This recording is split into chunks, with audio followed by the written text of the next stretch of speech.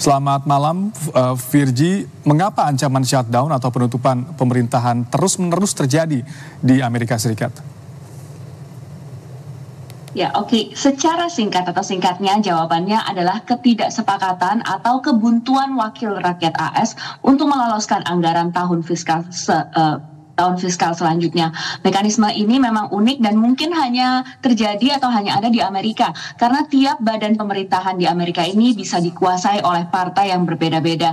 Awalnya konsep ini bertujuan agar antara satu lembaga dengan yang lain itu bisa saling bermusyawarah dan melakukan check and balance atau menjaga integritas satu dengan yang lain. Tapi kenyataannya malah kerap jadi masalah ketika terjadi deadlock atau kebuntuan-kebuntuan dalam mengambil keputusan. Dalam 40 tahun terakhir tercatat 10 kali penutupan pemerintah Amerika Serikat itu terjadi. Nah, kali ini ancaman shutdown sebagian ini terjadi karena ketidaksepakatan DPR AS terkait 6 RUU yang menyangkut isu pertahanan, imigrasi, pendidikan, hubungan luar negeri, dan juga lembaga legislatif Amerika Serikat.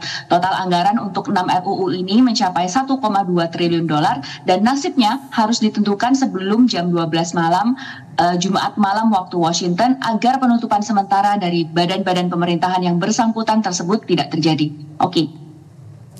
Lalu bagaimana ancaman shutdown ini bisa mempengaruhi ekonomi di Amerika Serikat? Ancaman penutupan pemerintahan yang terjadi di Amerika Serikat ini kerap memunculkan ketidakpastian dan pasar itu tidak suka dengan ketidakpastian ya. Meski demikian dalam sejarahnya penutupan sementara pemerintah itu biasanya tidak akan berdampak secara signifikan pada pasar saham Amerika Serikat. Investor juga tahu kalau pemerintahan Amerika Serikat itu pada akhirnya juga akan beroperasi lagi. Tapi mungkin yang paling tampak perbedaannya adalah jika penutupan pemerintahan itu terjadi dan itu terasa di ibu kota Amerika tempat saya berada saat ini. Pada tahun 2018 hingga 2019 lalu, pemerintahan AS sempat ditutup selama 35 hari karena kebuntuan mencari keputusan rencana anggaran. Otomatis kantor-kantor pemerintah federal dan juga pekerja yang bersangkutan pun harus berhenti dan membuat kondisi sejumlah area ini jadi seperti kota mati. Tidak ada yang ngambil sampah, tidak ada gedung-gedung kantor itu tidak beroperasi. Nah, kondisi seperti ini biasanya lebih punya dampak ekonomi praktis bagi warga yang ada di Washington DC.